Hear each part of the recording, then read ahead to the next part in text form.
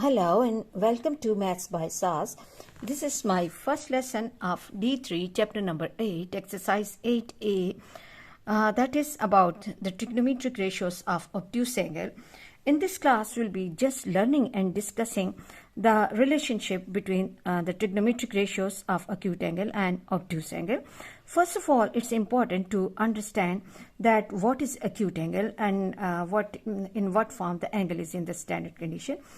If we look at this diagram, we can see that this is the initial or starting line of the angle POQ or QOP.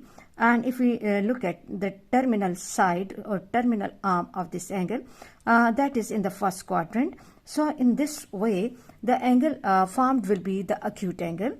So what we can get from this is that for the acute angles, the terminal arm of the angle must be in the first quadrant.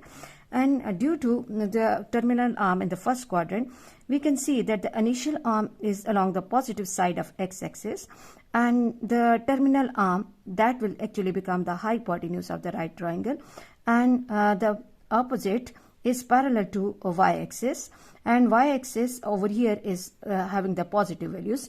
That's why as we know that trigonometric ratios sine, cos and tan are the ratios between the sides of the right triangle, and as in the first quadrant we are having the positive values of x and positive values of y. So the sine, which is the ratio between perpendicular and hypotenuse, or the cos, which is the ratio between adjacent and hypotenuse, and tangent, perpendicular upon adjacent, will be positive. Coming to the second condition, and which is actually the topic for the discussion of today's class and exercise 8a, we are going to discuss the trigonometric ratios of obtuse angle.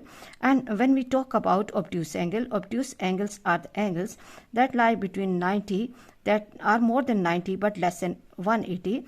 And if we recall the position of the angle which is more than 90, this is the position where we can form a 90-degree angle. And whenever we have the angle more than 90 degrees, students, we have to take the turn from this place to this place, and I have to take values in the second quadrant. And when I'm taking the values in the second quadrant, here my base will become parallel to x-axis but the negative side of x-axis. So we have to take this point in our mind, that if we have the situation like we have some obtuse angle given to us, and this is the initial side of the angle, and this is OP is the terminal side of the angle. What we have to do in order to get the trigonometric ratios of obtuse angle, we have to find the adjacent acute angle, and then we have to apply trigonometric ratios on that acute angle, and then we have to find the values of the trigonometric ratios of that obtuse angle. Suppose if I want to get the value of the sine of the angle 180 minus a, what I will be doing, that I will be taking the sine of this acute angle, and as we know that the trigonometric ratio sine is the ratio of opposite upon hypotenuse. And now students, look carefully that here the opposite is parallel to positive side of y-axis and hypotenuse is always positive.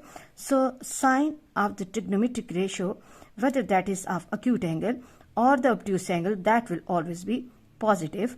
Coming to the cos of the obtuse angle, in order to get the cos, we know the formula for the trigonometric ratio cos is adjacent upon hypotenuse.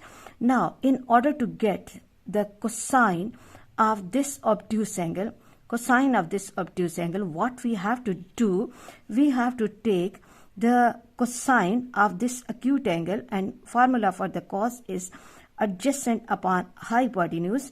So what we have to do is that if we look at the diagram carefully, here the adjacent is on the negative side of x-axis.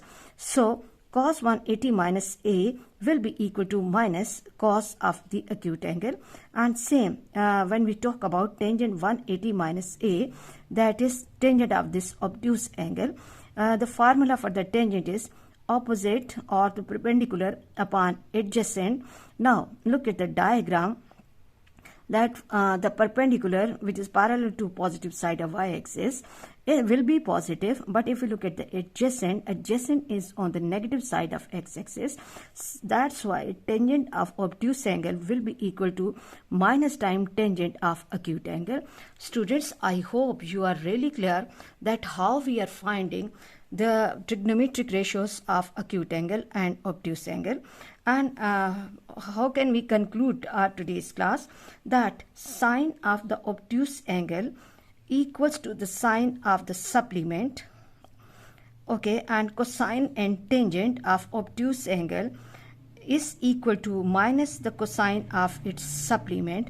I hope you will be keeping these points in your mind. Here the technical point is that cos of any obtuse angle will be equal to minus time the cos of adjacent acute angle, and tangent of any obtuse angle will be equal to minus time tangent of adjacent angle. Please keep these 2 points in your mind for the better understanding of the next exercise, and you will be getting some questions in your O-level examination in trigonometry and the coordinate geometry as well, where you have to keep this thing in mind, that when you are finding this trigonometric ratio sine, cos and tan of acute angle and sine, cos and tan of obtuse angle, so what changes will be coming in the answer? That sine of the angle, whether that is acute or obtuse, will be same, but cos or cosine of acute angle and obtuse angle, their value will be same, but we have to attach minus sign with that. And same for tangent of acute and obtuse, the values will be same, but we have to attach minus sign for the tangent of obtuse angle. I hope you are clear about today's class. For next difficulty level, please catch me in the next class. Watch my lessons, like, share and subscribe the channel, and press bell icon to get the notification of every lesson in time. Thank you very much.